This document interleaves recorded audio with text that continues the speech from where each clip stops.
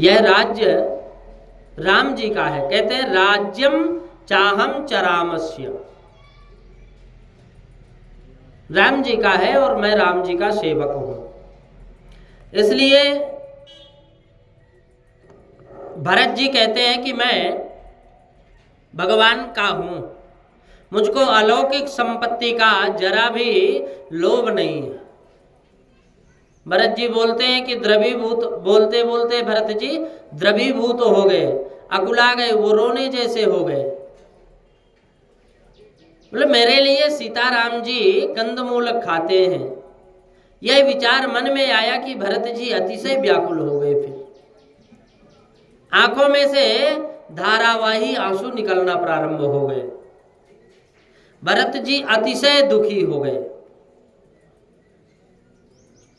तो वशिष्ठ जी ने देखा कि भरत कदाचित गिर जाएंगे, तो वशिष्ठ जी खड़े हुए और उन्होंने भरत जी के दोनों हाथ पकड़कर पास में बैठाया। आज अयोध्या की प्रजा को भी भरत प्राण की रक्त अपेक्षा भी प्यारे लग रहे। सबको ऐसा लगता है कि कैकेयी जैसा यह पुत्र नहीं है, जैसी कैकेयी है ना वैसा ये पुत्र नहीं। भरत तो राम प्रेमी की मूर्ति है। भरत चरित्र में तुलसीदास जी की समाधि लग गई।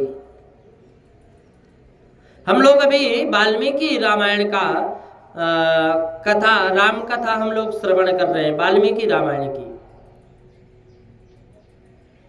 और ये विराम होते ही, वाल्मीकि रामायण विराम होते ही हम लोग तुलसी कृत रामायण की राम कथा का हम लोग श्रवण करेंगे। भरत जी का राज्याभिषेक करने की सबकी इच्छा थी, परंतु भरत जी ने राजा बनने को मना कर दिया। तुमको कोई 2-4 हजार रुपए दे दे तो तुम लेने को क्या मना करोगे? कभी नहीं करोगे। तुम तो दोनों हाथ जोड़कर आभार के साथ उनको स्वीकार कर लोगे। मन में मनाओगे कि कोई 2-4 और आ जाए तो अच्छा रहे।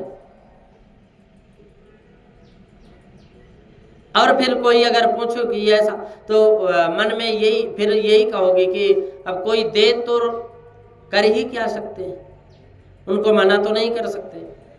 अरे भाई भाव ही है, भाव अंतरात्मा से कहेगी तो लेना ही पड़ता है, और भाव अंतरात्मा से नकारेगी तो नकारना ही पड़ता है। भरत जी को कौशल्या माँ की आत्मा थी कि तुम गद्दी पर बैठो। भरत, कौशल्या माँ की आज्ञा थी भरत जी को कि तुम गद्दी पर विराजो। गुरुदेव की भी आज्ञा थी। माँ की आज्ञा का पालन करना पुत्र धर्म है, गुरुदेव की आज्ञा का पालन करना शिष्य धर्म है। परंतु भरत जी ने माँ की आज्ञा का पालन नहीं किया, गुरुदेव की आज्ञा का पालन नहीं किया, राम राज्य लेने की मनाही की। बोले थोड़ा विचार करोगे तो ध्यान में आएगा कि माँ का संबंध देह के साथ होता है। कोई पिता है, परंतु आत्मा के पिता माता, बंधु और परमात्मा श्री राम है। तभी कहते हैं ना कि माता रामो मत पिता रामचंद्र, स्वामी रामो मत सखा रामचंद्र, सर्वस्वं मे रामचंद्रो दयालु, नान्यम जाने नैव जाने न जाने। धर्म 2 प्रकार का है, एक तो देह धर्म होता है और दूसरा होता आत्म धर्म। भरत जी का देह धर्म ऐसा कहता है कि माता कौशल्या की आज्ञा का पालन करके गद्दी के ऊपर बैठे, परंतु आत्मा का धर्म है परमात्मा के चरणों में जाना। भरत का आत्म धर्म कहता है कि वह वन में जाकर रघुनाथ जी की शरण लेना है। आत्म धर्म में देह धर्म विघ्न करे तो देह धर्म को गौण मानकर उसका हत्या करके आत्म धर्म का पालन करना चाहिए। इसी से भरत जी ने कहा कि मुझे गद्दी के ऊपर बैठना नहीं है, मुझे तो चित्रकूट जाना है। भरत जी कहते हैं मुझे चित्रकूट जाना है। प्रहलाद जी को इनके माता पिता ने आज्ञा की थी कि तू परमात्मा की भक्ति मत कर। भरत जी वो प्रहलाद जी के माता पिता ने, पिता ने ही मना की, मां नहीं, परमात्मा की भक्ति मत कर तू। तो प्रहलाद जी ने यह आज्ञा नहीं मानी। प्रहलाद जी किसी दिन पिता की आज्ञा नहीं मानी, सन्मुख जवाब भी नहीं दिए और माने भी नहीं, पिता की आज्ञा को भंग किया भी नहीं। प्रहलाद पिता की सेवा करते थे परंतु भक्ति परमात्मा की करते थे। भागवत में गोपियों की कथा आती है कि शरद पूर्णिमा की रात्रि में भगवान श्री कृष्ण की बांसुरी की आवाज सुनकर गोपियां दौड़ती हुई वृंदावन में भगवान के चरणों में गई। उस समय भगवान गोपियों को घर वापस जाने के लिए आज्ञा करते हैं।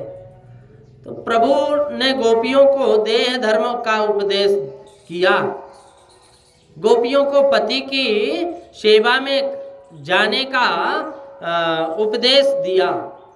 गोपियों ने उनको आत्मधर्म से जवाब दिया, पति तो देह का पति है, कोई पति नहीं है, कोई पिता नहीं है। आत्मा का धर्म तो परमात्मा को प्राप्त करना है। गोपियां कहती हैं भगवान से कि स्त्री का धर्म है कि पति की सेवा करे, परंतु जो स्त्री नहीं, जो शुद्ध चेतन आत्मा है वह किसकी सेवा करे। स्त्री तत्व, पुरुष तत्व, ये तो देह के धर्म है। शरीर स्त्री है, पुरुष है, आत्मा स्त्री नहीं है, आत्मा पुरुष नहीं है, तो देह के धर्म है। शरीर स्त्री है, पुरुष है, आत्मा स्त्री नहीं, पुरुष नहीं, तो आत्मा स्त्री पुरुष से अलग भी नहीं है। आत्मा स्त्री पुरुष, आत्मा स्त्री नहीं और पुरुष भी नहीं। शरीर का धर्म अलग है, आत्मा धर्म अलग है। प्रभु अपने यह तो देह धर्म समझाया, कहते हैं कि भगवान आपने तो देह धर्म समझाया, परंतु आत्म धर्म क्या है। शुद्ध चेतन आत्मा परमात्मा को छोड़कर कहां जाए।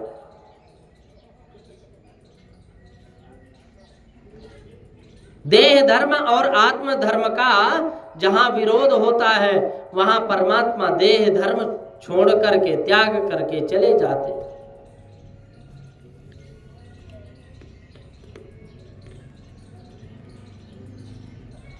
मीराबाई के चरित्र,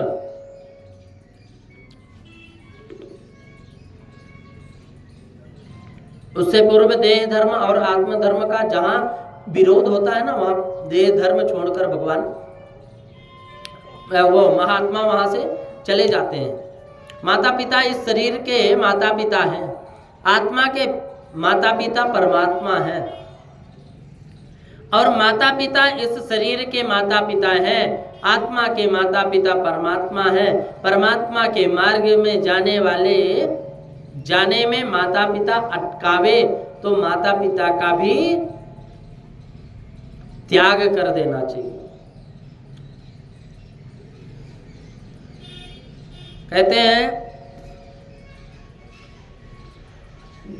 मीराबाई के चरित्र में आता है कि मीराबाई को लोगों ने बहुत दुख दिया, कष्ट दिया, त्रास दिया, तब वो व्याकुल हो गई और उन्होंने तुलसीदास महाराज को पत्र लिखा कि मैं 3 वर्ष की थी तब से ही अपने गिरधर गोपाल से परिणित हूँ। अब ये सगे संबंधी वर्ष मुझको बहुत त्रास देते हैं।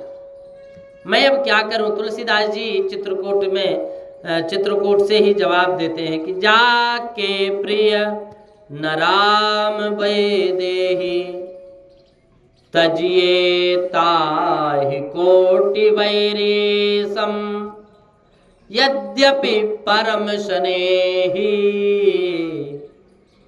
ताके प्रिय राम वैदेही।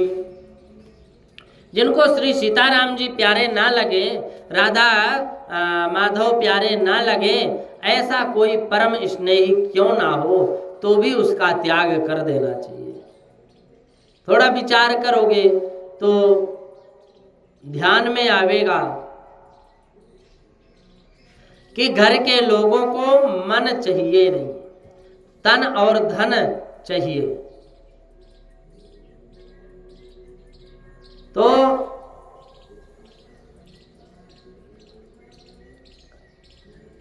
घर के लोग, कल्पना करो कि तुम्हारे किसी खास मित्र के घर लग्न प्रसंग है, तुम उसमें कहो कि भाई मैं तो तुमको कुछ दूंगा नहीं, तुम्हारे घर का कोई काम नहीं करूंगा, तुम्हारे घर में मैं आऊंगा नहीं, परंतु मैं अपना मन तुमको देता हूं। तो अलग मैं तुमको देता हूं मन। अब कोई कहे कि तुम्हारे घर का कोई काम करूंगा नहीं, तुम्हारे घर आऊंगा, परंतु मैं अपना मन तुझको देता हूं, मन तुझको देता हूं। तो अलग कहेगा कि तेरा मन लेकर मैं क्या करूंगा, तू मेरे घर आवेगा, मेरा कुछ काम करे, मुझको कुछ दे तो लाभ है। मानव तन और धन मांगता है, ध्यान रखना। मानव क्या मांगता है? तन और धन। मन को नहीं मांगता, मन की आवश्यकता ही नहीं है। तन और धन मांगता है और ईश्वर मन मांगते हैं। संसार के संसारियों को तन और धन चाहिए और भगवान को मन चाहिए। परमात्मा को धन की आवश्यकता नहीं, वह तो स्वयं लक्ष्मीपति है, लक्ष्मीपति है।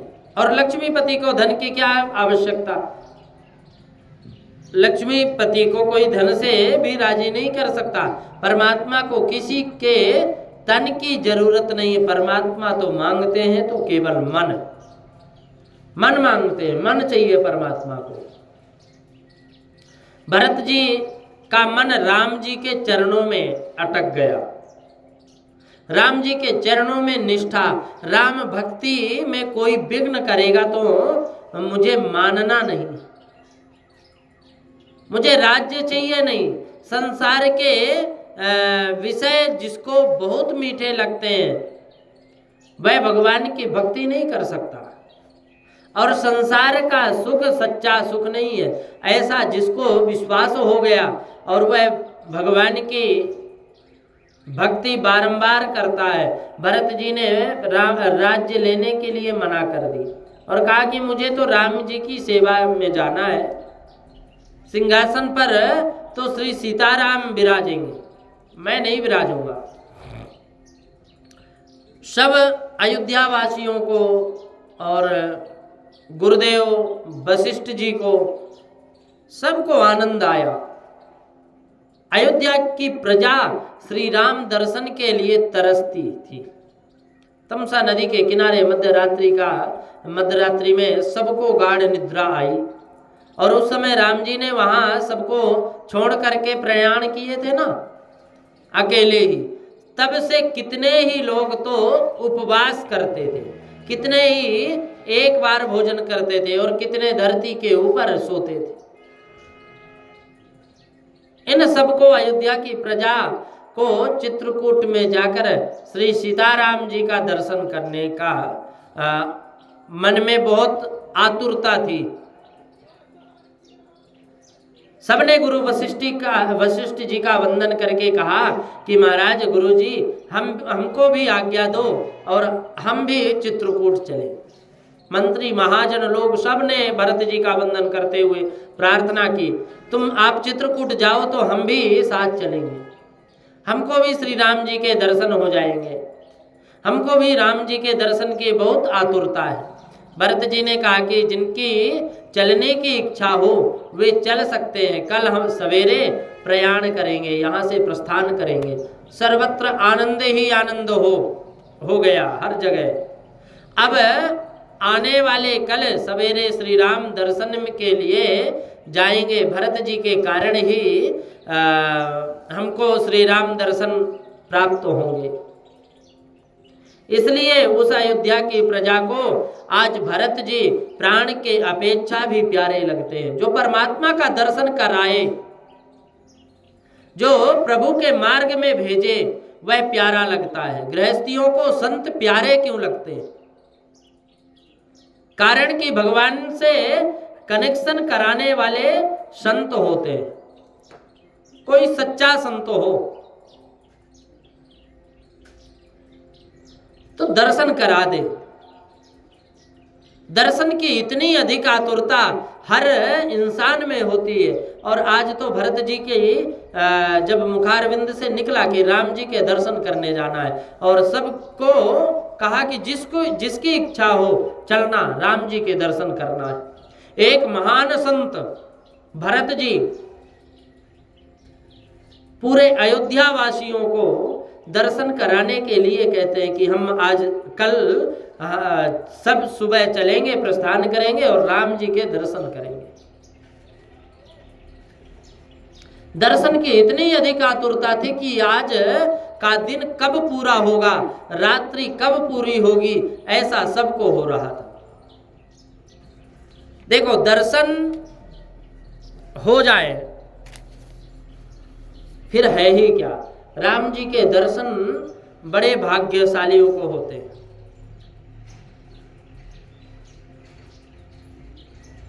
प्रातःकाल प्रयाण के लिए, प्रस्थान के लिए सबकी तैयारी हो गई, सभी लोग तैयार हो गए। अधिक वृद्धों से कहा कि जो अधिक ज्यादा वृद्ध हैं, बोले बैठे बैठे घर की सुरक्षा करना, हमें चित्रकूट जाना है। वृद्धों को बहुत दुख हुआ, इनकी भी राम जी के दर्शन करने की इच्छा थी, घर रहने को ये तैयार नहीं थे। तो भरत जी ने कहा कि जिनकी इच्छा हो वे सब आ सकते हैं, मेरी तरफ से किसी को मना नहीं है। सबके घर का रक्षण राम की तरह, राज्य की तरफ से होगा। कुछ खास सेवकों को अयोध्या में रखा, कुछ सेना अयोध्या में रखी, और भरत जी ने राम जी का राज्य अभिषेक करने की तैयारी के साथ प्रयाण कर गए, प्रस्थान कर गए। वहां से 4 समुद्रों का जल साथ में, जो जो सामग्री एकत्रित थी ना, सब कुछ 4 समुद्रों का जल लेकर के चतुरंगणी सेना के साथ में। वाल्मीकि रामायण में तो लिखा है कि 1 लाख घुड़सवार, 60,000 रथ और 9,000 हाथी भरत जी ने साथ लिए। 1 लाख घुड़सवार, 60,000 रथ और 9,000 हाथी भरत जी ने साथ लिए। और ये सेना लेकर प्रातः काल के समय भरत जी चले। अब भरत जी की ऐसी इच्छा थी कि राम जी का चित्रकूट में पहले ही राज्याभिषेक मैं करूंगा, और इसीलिए सभी तैयार होकर के, सारी तैयारी करके, राज्याभिषेक में 4 समुद्रों के जल की आवश्यकता पड़ती है ना, उस समय हाथी, घोड़ा, पदादि सभी सेना का निरीक्षण राजा को करना पड़ता था। उस अधिकार के कारण भरत जी ने सब व्यवस्था की थी। कितनों रथों में बैठे, कितने घोड़े पर बैठे, कितनों ही हाथियों पर बैठे, सब माताओं माताएं भी तैयार होकर पालकियों में बैठ गईं। आज कैकई का कली उतर गया। कैकई के मस्तक में जो कली बैठा था ना, कलयुग, वो उतर गया, उसका कली का प्रभाव उतर गया। वह भी श्री राम जी के दर्शन करने के लिए तैयार हो गई। भरत जी वंदन करके कहा कि मुझे रथ में बैठना नहीं है, मैं तो चलूंगा, पैदल ही चलूंगा। कैकई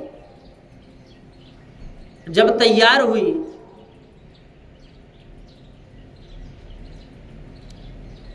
श्री राम जी के दर्शन करने के लिए, तो भरत जी के लिए सुंदर एक रथ तैयार किया गया। सब माताओं को भी बैठा दिए पालकियों में और यथा योग्य आसन देकर सबको प्रस्थान करने लगे। और जब एक सुवर्ण का रथ, सोने का रथ तैयार किया गया था, परंतु भरत जी ने मना कर दिया कि मैं सुवर्ण रथ का तैयार, इसमें नहीं बैठना मुझे, मैं तो वल्कल वस्त्र धारण करूंगा।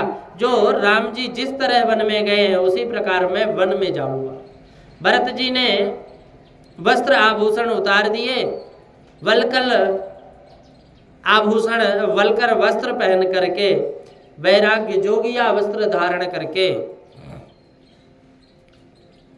कहा कि मैं सुंदर वस्त्र आभूषण धारण नहीं करूंगा, अगर करूंगा तो यह योग्य नहीं है। मेरे राम वन में पैदल चलते हैं और मैं रथ में जाऊं, ये योग्य नहीं है। जब भरत जी रथ में बैठने को तैयार नहीं हुए तो सभी व्याकुल हो गए। जो घोड़ों पर बैठे थे वे भी उतर गए, भरत जी पैदल चले। तो हम घोड़ों पर किस प्रकार बैठ सकते हैं? रथों में बैठते हुए रथों से उतर पड़े और कौशल्या जी के कान में बात गई तो भरत जी पैदल ही चल रहे हैं, पैदल जाना चाहते हैं तो रथ में बैठने की मना करते हैं। तो कौशल्या ने आज्ञा दी कि मेरी पालकी भरत जी के पास ले चलो। कौशल्या जी ने भरत जी से कहा कि बेटा, तेरी माँ बलैया लेती है, बेटा तुम पैदल चलोगे तो अयोध्या के सब लोग भी पैदल चलेंगे। ये अयोध्या के लोग व्रत करते हैं, कितने ही तो केवल मात्र दूध पीकर रह रहे हैं राम वियोग में, अनाज लेते नहीं, फल आदि कुछ लेते नहीं। कितने ही फलाहार करते हैं, कितने ही एक बार भोजन करते हैं। मैं दुखी, ये सब राम वियोग में दुखी है। कितने ही धरती पर शयन करते हैं। अयोध्या की प्रजा राम वियोग में दुखी है और सब पैदल चलेंगे तो अधिक दुखी होंगे, सबको कष्ट होगा। बेटा ऐसा आग्रह मत करो, मेरी इच्छा है कि तुम रथ में बैठो, रथ पर बैठ जाओ। माँ ने आज्ञा की, तब भरत जी शत्रुघ्न जी रथ में विराजे, चतुरंगणी सेना के साथ विराजे। तात चढ़ऊं रथ बलि महतारी, हुई है प्रिय परिवार दुखारी। ये सब दुखी हो जाएंगे अगर बेटा तुम रथ में नहीं बैठोगे तो। तुम्हारे चलत चाहि सब लोग, जैसा तुम पैदल चलोगे तुम्हारे पीछे पीछे सब लोग पैदल ही चलेंगे। और सकल शोक कृष्ण नहीं मग जोगु, ये सबको कष्ट होगा। पहले दिन प्रस्थान किए, भरत जी भी शत्रुघ्न जी के साथ में आसन में विराजमान होकर के फिर चले, रथ में विराजमान हो गए। पहले दिन श्रृंगेरपुर पहुंचे। भील लोगों ने दौड़कर राजा को खबर दी। राजा गुहने विचार में पड़ गए कि भरत जी चतुरंगणी सेना को लेकर के वन में क्यों जा रहा है। मुझको तो ऐसा लगता है कि राम जी के साथ युद्ध करने जाते होंगे। का अचरजो भरत अस करही, नहीं बिसवेली अमीय फल फरही। कहते हैं कि भरत कैकेयी का पुत्र है, क्या अचरज है, वह क्या ना करे, जहरीली बेल में कभी अमृत फल नहीं फलता। भरत को ऐसा लगा होगा कि मुझको अयोध्या का निष्कंटक राज्य मिले। राम जी वन में अकेले हैं, इनके साथ युद्ध करेंगे, अपना राज्य निष्कंटक हो जाएगा। भरत युद्ध करने के लिए करने की इच्छा से जाता होगा।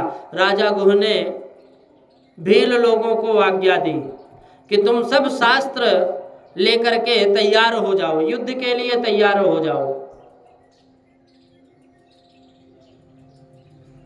सब तैयार हो जाओ। हो संजोइल रो कहूँ घाटा, और ठाटहूँ सकल मरे कई टाटा। सन्मुख लोभ भरत सन लेऊं, सन्मुख लोह भरत सन लेऊं। जियत न सुर सरे उतरन देऊ, समर मरन पुण्य सुर सरि तेरा। राम का जो चन भंगु शरीरा। तुम सब शास्त्र को सजा करके युद्ध करने के लिए तैयार हो जाओ। निषाद राज तैयार करते हैं, बोले हम सब लड़ेंगे वहां चल करके, अपने जीते जी मैं भरत को गंगा पार उतरने नहीं दूंगा। राम जी की सेवा का यह काम है। भील लोग शास्त्र सिद्ध करके आ गए, शास्त्र को तैयार करके सुसज्जित होकर के आ गए, सभी लड़ने के लिए तैयार होकर खड़े हैं। अब युद्ध का भेदी नाद करने की जहां आज्ञा हुई कि राजा गुह के मंत्री को छींक आ गई। उत्तर दिशा में छींक आने से वृद्ध मंत्री ने कहा कि यह शकुन बताता है कि भरत जी के साथ युद्ध नहीं होगा, मैत्री होगी। आजकल हम सब भूल गए, लेकिन हकीकत में लोग कुछ कहते हैं कि छींक दिए गलत हो गया।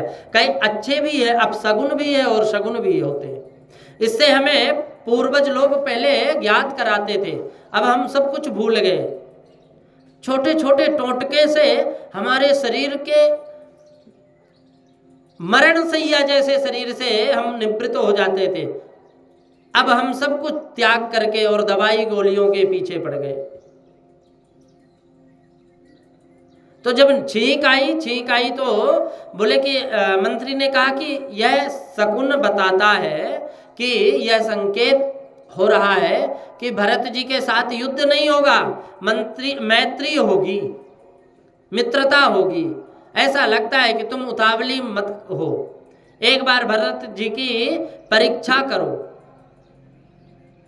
कि वास्तव में वो राम जी के साथ युद्ध करने को आ रहे हैं, प्रेम से राम जी से मिलने जाते हैं। एक बार पता करो वो युद्ध के लिए आ रहे हैं या प्रेम से मिलने के लिए जा रहे हैं। वृद्ध मंत्री की सलाह पर निषाद राज गुह ने विचार किया और अपने अविवेक से कोई काम करे तो विनाश होता है, बहुत विवेकी पूर्वक कार्य करे तो सफलता मिलती है। इसलिए मैं एक बार भरत की परीक्षा करूं। राजा गुह भरत जी से मिलने के लिए जाने को तैयार हुए। 3 प्रकार की सामग्री साथ ली, सात्विक, राजस और तामस। कंदमूल, फल, मिठाई आई, मदिरा, मांस को साथ लाया। अब राजा गुह ने विचार किया कि यह 3 प्रकार की सामग्री है, मैं भरत जी को अर्पण करूंगा तो देखूंगा कि भरत जी की नजर कहाँ जाती है। मदिरा मांस पर इनकी नजर पड़े तो मानूंगा कि इनके मन में तमोगुण है। मिठाई पर नजर पड़ी तो मैं मानूंगा कि रजोगुण है। और कंदमूल के ऊपर नजर पड़े तो मैं मानूंगा कि भरत सत्व गुणी है। आहार द्वारा मनुष्य के मन की थोड़ी परीक्षा होती है। मनुष्य को क्या भाता है, क्या अच्छा लगता है, वो मनुष्य इंसान क्या खाता है, और जैसा खाए अन्न वैसा हो मन, कहते हैं ना। तो वास्तव में वो क्या खाएगा, राजा ने विचार किया कि जो खाएगा जैसा उसका भाव होगा, तो इसी से परीक्षा लेते हैं। इससे निर्देश मिलता है कि इसका मन कैसा है। कितने ही तो ऐसे होते हैं कि सब सेव और भुजिया के ऊपर टूट ही पड़ते हैं, उनको राक्षस ही समझना। और कौन कौन से राक्षस आते हैं, राक्षसों को ऐसा ही भाता है। सात्विक अन्न के प्रति जिसकी रुचि नहीं वह राक्षस है। जो दाल चावल खाते नहीं, लड्डू खाते नहीं, दाल भुजिया जैसी तामसी खुराक के ऊपर नजर रखते हैं। आजकल लोग मिर्च बहुत खाते हैं और इसी से मिर्च जैसे ही हो जाते हैं। फिर अतिशय मिठाई खाओगे तो वह ठीक नहीं है। मिठाई को राजस आहार कहा गया है। मिठाई को राजस आहार कहा गया। भरत जी को अर्पण करने के लिए 3 प्रकार की सामग्री लेकर राजा गुह चला। अब सबसे पहले वशिष्ठ जी से मिला। चित्रकूट यात्रा में सबसे आगे ऋषि वशिष्ठ जी चल रहे हैं। सबसे पहले वशिष्ठ जी से मिले तो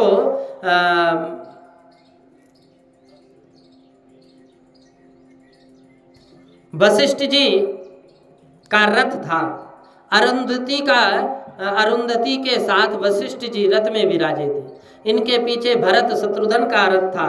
राजा गुह को वशिष्ठ जी के दर्शन करके आनंद हुआ। तो राजा गुह ने साष्टांग वंदन किया निषाद राज, और वंदन किया। तब वशिष्ठ जी ने पीछे देखकर कहा कि भरत, तुमसे राम जी का मित्र मिलने आया है। राम जी का मित्र तुमसे मिलने आया है। यह शब्द कान में आने के बाद भरत जी रथ में बैठ नहीं सके, वो तुरंत कूद गए। और मैंने सुना कि राजा गुह ने मेरे राम जी की बहुत सेवा की। राम जी ने इनको अपनाया और मेरे राम जी के मित्र मेरे से मिलने आए हैं। इसलिए भरत जी दौड़ते हुए सामने गए और राजा गुह ने भेंट अर्पण की। तो भरत जी ने इस भेंट की तरफ नजर करने की स्थिति में कहाँ थे। भरत जी की नजर तो राम जी में थी। भरत जी निर्गुण थे, निर्गुण स्थिति में थे, सत्वगुण से भी परे थे। राम जी के ध्यान स्मरण में तन्मय थे। राजा गुह ने भरत जी का वंदन किया। भरत जी ने गुह को आलिंगन किया और कहा कि त्वम रामस्य प्रियतमो भक्तिमानसि भाग्यवान। मेरे राम को भी आराम तुमने दिया है। राम के तुम प्यारे हो। तुम रामस्य प्रियतमो, तुम राम के प्यारे हो, भाग्यवान हो। भक्ति मानसी भाग्यवान, तुम भाग्यवान हो, तुमको धन्य है। पीछे से गुह राजा ने भील लोगों से कहा कि भरत तो राम प्रेम की मूर्ति है, वे राम जी को मनाने के लिए जा रहे हैं, तुम सब सेवा करो। भरत जी ने राजा गुह से कहा कि राम जी ने जिस वृक्ष के नीचे विश्राम किया था उस वृक्ष के मुझे दर्शन करने हैं। गुह राजा भरत जी को गंगा के किनारे ले गए। और शीशम के वृक्ष के पास लेकर के बताते हैं, दिखाते हुए कहा कि समस्त रात्रि श्री सीताराम जी इस वृक्ष के नीचे विराजे थे। भरत जी वृक्ष से लिपट गए और प्रेम में पागल होकर मेरे राम इस झाड़ की छाया में विराजे थे। राजा गुह को यह देखकर आश्चर्य हुआ कि कहाँ कैकेयी और कहाँ ये भरत। गुह ने कहा कि भरत जी, इस घाट पर रघुनाथ जी ने स्नान किया तो हमने इस घाट का नाम रख दिया राम घाट। हमको रोज श्री सीताराम के दर्शन यही होते हैं। हम नित्य स्मरण करते रहते हैं कि राम जी ने इस घाट पर स्नान किया था। तो भरत जी ने गंगा माँ का वंदन करके कहा कि माँ, जोरी पानी बर मांगहूं एहू। दोनों हाथ जोड़कर चरणों में प्रणाम करके सहज मुझे कुछ आप दो। राम जी के चरणों में मुझको सहज प्रेम दो। भरत जी मांगते हैं कि जोरी पानी बर मांगहूं एहू, सिया राम पद सहज सनेहू। चाहे जैसा प्रसंग आए परंतु राम जी के चरणों में मेरा कभी कुभाव ना जागे। मेरी लोग निंदा करें, कदाचित मेरे राम मेरी अपेक्षा करें, तो भी मेरा प्रेम दिनों दिन बढ़ता चला जाए। गंगा जी ने आशीर्वाद दिया, गंगा जी ने भी आशीर्वाद दिया।